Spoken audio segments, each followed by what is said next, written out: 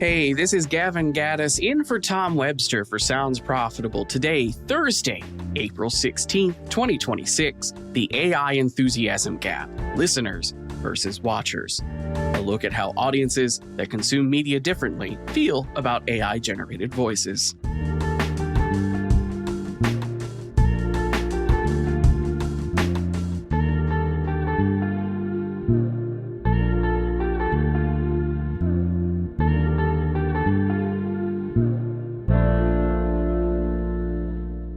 As a quick reminder, this is in first person from Tom's perspective, so from here on out, consider me a pitch-perfect Tom Webster impression. A short one today, since this afternoon we're presenting the results of a new study for Sounds Profitable, one we've been working on for a while now, called audio primes. The concept is simple enough to state, but complicated enough to require a full webinar to unpack. Not everyone who consumes podcasts does so the same way. An audio prime is somebody who consumes at least 75% of their podcasts as audio. A video prime watches at least 75% of their podcasts. These aren't demographic labels. Audio primes actually index slightly younger than the overall podcasting base. They're mindset labels, and the distinction between them has implications I didn't fully appreciate until we started cutting the data. Here's one example. We asked both groups how they'd react if they learned that one of their favorite podcasts featured AI-generated voices. Among audio primes, 48% said they'd be less likely to continue listening. Only 15% said they were more likely.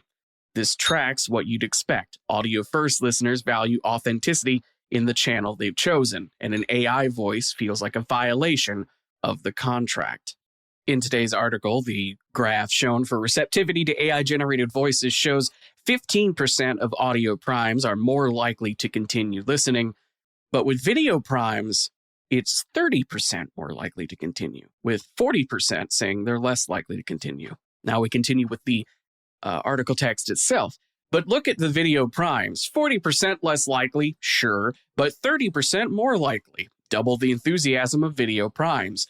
The easy read is that audio primes are resistant to AI, and they are, relatively, but that's not actually the interesting story in this idea. The interesting story is that video primes are receptive to it, not grudgingly, but actively.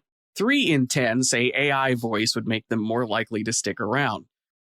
I think I know why. Video-first consumers have spent the last several years swimming in synthetic content. AI influencers, deepfakes, AI-generated avatars, and narrators on TikTok and YouTube.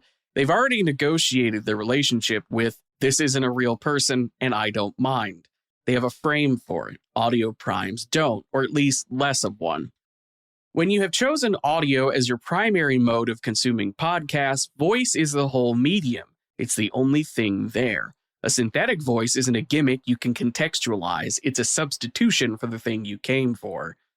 This is what makes the audio primes versus video primes distinction so useful. It's not about age, it's not about tech savviness. It's about what you expect from a podcast, and those expectations shape everything. How you discover shows, how you consume them, how you react to changes in the medium, and yes, how you feel about the robots.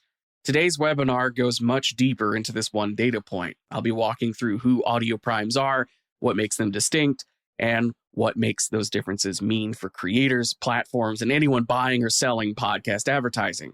I'll also be joined by Alberto Bitella from RSS.com, who will be presenting some fascinating neuroscience research on the power of audio, a subject he's spent considerable time both in podcasting and as someone with a PhD in effective computing. Given everything we've just been talking about, I can't think of a more relevant expert to bring to the table. The webinar is free, and if you're listening to this the morning of release, you can still register for audio primes in the show notes. There will be a link directly there. It happens today, Thursday, April 16th at 1 p.m. Eastern Standard Time. And as a reminder, the underlying data of audio primes is drawn from the Podcast Landscape 2025. None of this research happens without the support of our full-year sponsors of the Podcast Landscape, which is American Public Media, BetterHelp, ESPN Podcast, NPR, and SiriusXM Media, and our research partners at Signal Hill Insights. Thank you to all.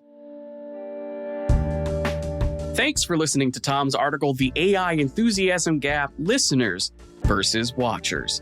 For Sounds Profitable, I'm Gavin Gaddis in for Tom Webster, and we'll see you next week with another narrated article.